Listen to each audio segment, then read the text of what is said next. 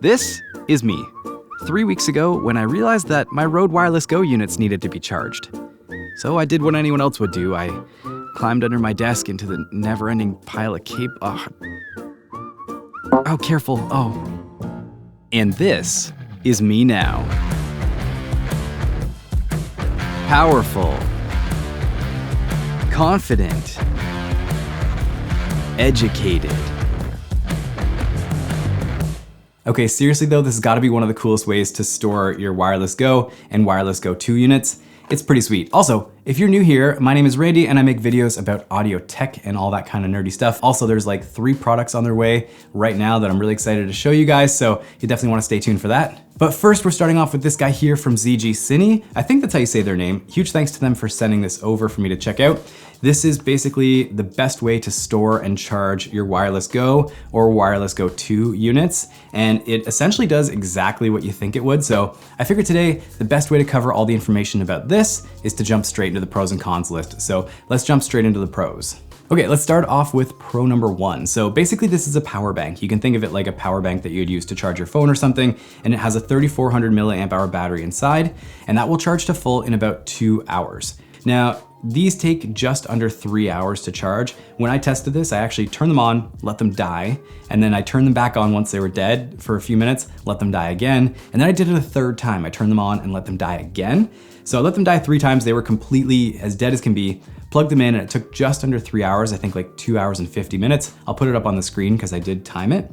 And then what's cool to note is that this will charge your devices 9 times. So that's not all of your devices 9 times, that's 9 individual charges. If you have 2 like I do, you can basically get like 4 full charges with them. If you have the 3, you might be able to get 3 full charges, but I mean, these will run for about 5 hours on a charge, so you probably don't need more than 15 hours of recording. Maybe you do, I don't know. Moving on with the pros here, we've got these indicator lights on the front. So there are 4 LED indicators at 25% increments, and those are gonna show you your battery health. So right now I'm at 75% health, and it's nice just to have a little external facing indicator that you can see the health of the battery. Also, the case itself is a nice matte black hard case. It's pretty good quality, it's nice and strong. I think you could probably stand on this. I know it would hold up in a backpack pretty well. And it also comes with a carrying bag, which is kind of nice. You can just plop this in here, and then you know it's not gonna break open or anything like that and things spill out. Pull it tight and just throw this into your backpack and you're all set to go.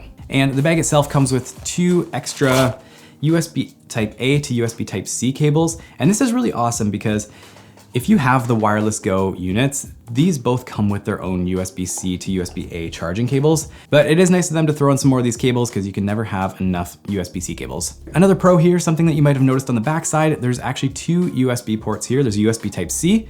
This is to charge the battery inside of this device. And then it comes with this USB-A, which is actually just an additional charging port so that you can charge your cell phone or other devices in your bag. Another thing that's kind of a pro is if you check inside this case, you can see the indicator lights as well as the display on the receiver, so you can monitor the progress of your battery's health at all times, which is pretty handy. All right, so let's jump into the cons. Now there are a couple that I want to show you guys. Number 1 is that this lid doesn't actually have any sort of a latching function on it. It's a magnetic lid, which is kind of nice, but if you're gonna be running this in a bag or something like that, it'd be nice if this had a latch. Otherwise, this would be great on a desk or in a gear closet or something like that.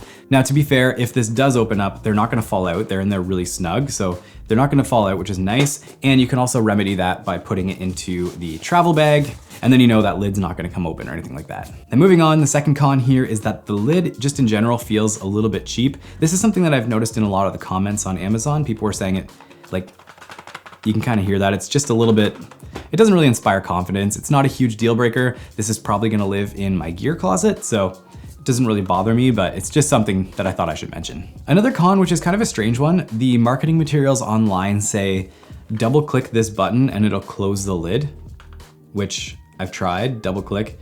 There isn't any sort of mechanical function to this. I don't think there's no motor in there or anything. Maybe I'm completely missing something, or maybe this device just doesn't include it, or it's something they wanted to include and then took out to cut down on cost. I don't know, but online it will say double click to close the lid, and that certainly does not happen. So I have to say, overall, I'm super impressed with this. I mean, as I showed at the beginning of the video, you avoid that entire spider web of cables and the big mess of stuff under your desk, digging around for a USB port, trying to, you know, finagle with cables.